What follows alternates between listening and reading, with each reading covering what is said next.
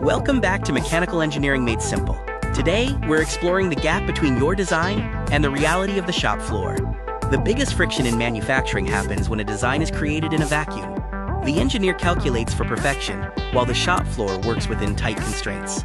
Misconception number 1, thinking your job is only the design. A perfect specification is useless if the project fails to meet business needs or lacks funding.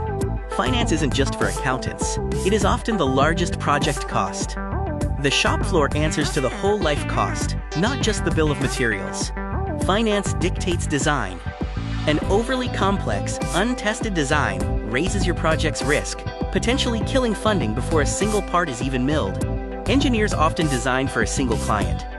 In reality, the shop answers to an entire ecosystem of regulators, financiers, and users, often leaving the designer in the crossfire.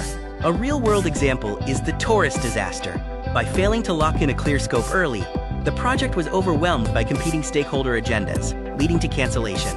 In contrast, the Crest project succeeded by rigorously defining its mission and managing stakeholder consent early, rather than trying to please everyone.